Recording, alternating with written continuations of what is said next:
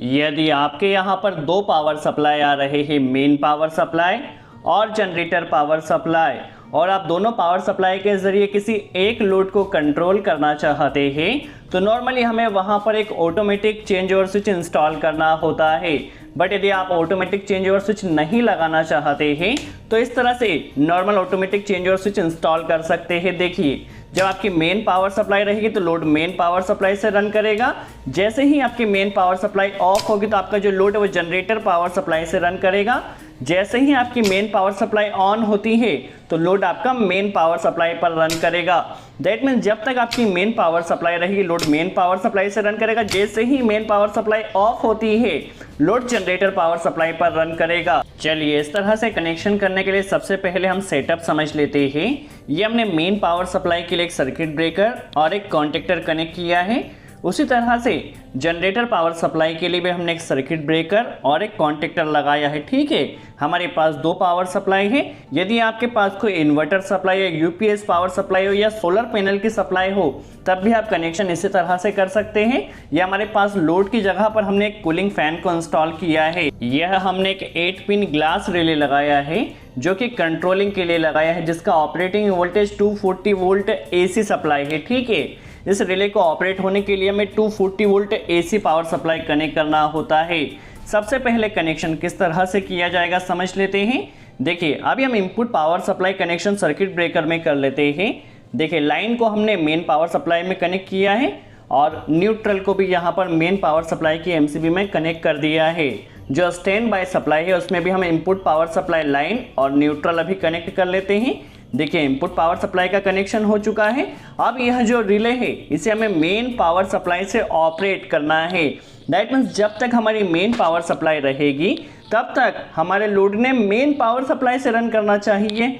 तो सबसे पहले हम इस मेन पावर सप्लाई के जरिए रिले को ऑपरेट कर देते हैं, ताकि जब तक हमारी मेन पावर सप्लाई रहेगी तब तक हमारा रिले ऑपरेट रहेगा। जैसे ही मेन पावर सप्लाई ऑफ होगी तो रिले ने स्टॉप हो जाना चाहिए।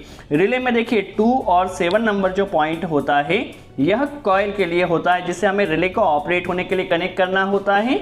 8 नंबर पॉइंट कॉमन होता है। देखिए, 8 नंबर पॉइंट कॉमन है। 8 के साथ 5 एनसी है और 8 के साथ 6 नंबर पॉइंट एनओ पॉइंट है। ठीक है, वही हमारे पास एक और कॉमन पॉइंट है जो 1 नंबर पॉइंट है, यह कॉमन पॉइंट है। 1 के साथ यहाँ पर आप देखिए जो 4 नंबर पॉइंट है यह एनसी पॉइंट है, और 1 के साथ 3 नंबर जो पॉइंट है वह एनओ पॉइंट है। ठीक है, यह रिले का हमारे पास बेसिक टर्मिनल कनेक्शन के लिए जो टर्मिनल होते हैं यह हमने समझा। किस तरह से कनेक्शन होगा समझ लेते हैं। सबसे पहले देखिए, रिले की कॉइल जो 2 और 7 नंबर पॉइंट है उसमें हम जो मेन पावर सप्लाई का न्यूट्रल वायर है इसे 7 नंबर पॉइंट में कनेक्ट कर देते हैं। अब जो लाइन वायर रहेगा इसे रिले की 2 नंबर पॉइंट में कनेक्ट कर देते हैं। देखिए, मेन पावर सप्लाई से हमने रिले को डायरेक्ट पहले ऑपरेट किया है। अभी देखिए कॉन्टेक्टर में क्या होता है, यहाँ पर A2 पॉइंट दिया गया है। कॉन्टेक्टर को नॉर्मली ऑपरेट होने के लिए हमें 220 वोल्ट सप्लाई कनेक्ट करना होती है, फेज और न्यूट्रल। तो आप चाहे तो फेज और न्यूट्रल एक तरफ भी यहाँ पर A1 और A2 में कनेक्ट कर सकते हैं। यदि आप A1 में फेज कनेक्ट करते हैं और न्यूट्रल को A2 में इस तरफ कनेक्ट करना चाहे तो भी कर सकते हैं। कॉन्टेक्टर के पावर टर्मिनल्स होते हैं और यहाँ पर कॉन्टेक्टर में ऑक्सिलरी पॉइंट्स या ऑक्सिलरी कॉन्टेक्ट्स दिया गया है। यह एक एनो दिया गया है और यह एक एनसी दिया गया है। ठीक है, जिसके लिए हमें एक्सटर्नल एड ऑन ब्लॉक यहाँ पर कनेक्ट नहीं करना पड़ेगा। ठीक है, अभी हमें क्या करना है, सबसे पहले जो मेन पावर सप्लाई है, मेन पावर सप्लाई से हमें कॉन्टेक्टर में न्यूट्रल A2 पर डायरेक्ट कनेक्ट कर देना है।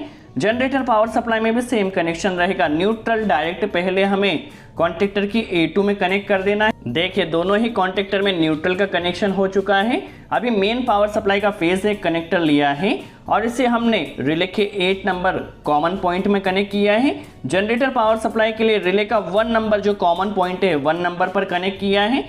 देखिए, जब हमारा रिले स्टार्ट होगा, चूंकि हमने रिले को डायरेक्ट ऑपरेट किया है, जैसे ही मेन पावर सप्लाई ऑन होगी तो उस कंडीशन में क्या होगा, रिले ऑपरेट होगा। रिले ऑपरेट होगा तो एनओ से सप्लाई निकलेगी। ठीक है, तो एनओ से हमें इस मेन कॉन्टेक्टर को ऑपरेट करना है, बट इंटरलॉकिंग भी करना है ताकि एट ए टाइम कोई एक कॉन्टेक्टर ही ऑपरेट रहे। तो इंटरलॉकिंग किस तरह से होगी समझ लेते हैं।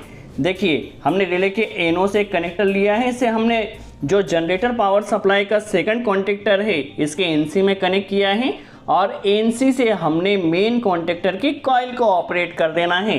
सिंपल सा ये हमने इंटरलॉकिंग किया है ताकि एट ए टाइम एक ही कॉन्टेक्टर ऑपरेट रहे। ठीक है, अब जब मेन पावर सप्लाई ऑफ होगी तो यहाँ से जो सप्लाई है वो NC से पास होगी। ठीक है, तो जो हमने जनरेटर पावर सप्लाई का कॉमन 1 में कनेक्ट किया था उसका NC पॉइंट यूज़ करना है। ठीक है, जनरेटर पावर सप्लाई के लिए रिले का NC यूज़ करना है, इसे मेन पावर सप्लाई के NC में कनेक्ट कर देना है कॉन्टेक्टर के, और NC का जो आउटपुट रहेगा उससे ले जाकर हमने जनरेटर के कॉन्टेक्टर को ऑपरेट कर देना। जस्ट इंटरलॉकिंग हमने किया है। अभी हमें लोड का कनेक्शन करना है। कंट्रोल वायरिंग हमारी कंप्लीट हो चुकी है। तो यहाँ से यहाँ पर अभी हम क्या करते हैं, सिंपल सा फेज और न्यूट्रल कनेक्ट कर देते हैं। जनरेटर पावर सप्लाई में भी यहाँ पर फर्स्ट और सेकंड टर्मिनल में लाइन और न्यूट्रल कनेक्ट कर देते हैं। देखिए इनपुट पावर सप्लाई दोनों में आ चुकी है।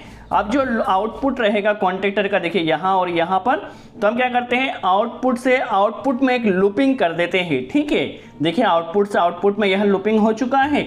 अब हमें लोड का कनेक्शन करना है, तो आप लोड का कनेक्शन चाहे तो इस कॉन्टेक्टर में यहाँ पर भी कर सकते हैं, फर्स्ट और सेकंड टर्मिनल में, और यदि आप इस कॉन्टेक्टर में कनेक्ट करना चाहें तो इस कॉन्टेक्टर में भी कर सकते हैं, क्योंकि दोनों को हमने ऑलरेडी लूप कर रखा है। देखिए हमारा कनेक्शन हो चुका है। वर्किंग समझ लेते हैं।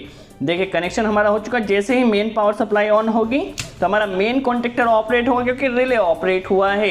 रिले के साथ मेन कॉन्टेक्टर के जरिए हमारा लोड रन कर रहा है। अभी जनरेटर पावर सप्लाई को भी हम ऑन कर देते हैं। देखिए अब जैसे ही हमारी मेन पावर सप्लाई ऑफ होगी तो हमारा जो लोड है वो जनरेटर पावर सप्लाई पर रन कर रहा है। आप देख सकते हैं जनरेटर पावर सप्लाई का कॉन्टेक्टर ऑपरेट हो चुका है। अगेन जब हमारी मेन पावर सप्लाई ऑन होती है तो हमारा जो लोड है वो मेन पावर सप्लाई से रन करेगा। जब तक हमारी मेन पावर सप्लाई रहेगी लोड मेन पावर सप्लाई से रन करेगा। जैसे ही मेन पावर सप्लाई ऑफ होती है हमारा load automatically generator power supply से शिफ्ट हो जाएगा और जनरेटर पावर सप्लाई पर रन करेगा। सो आई होप आपको कॉन्सेप्ट क्लियर हुआ हो किस तरह से ऑटोमेटिक चेंज ओवर स्विच के लिए कंप्लीट कनेक्शन किया जाता है। यदि वीडियो अच्छा लगा हो तो लाइक का बटन जरूर प्रेस करें। सो आज के लिए इतना ही। थैंक्स।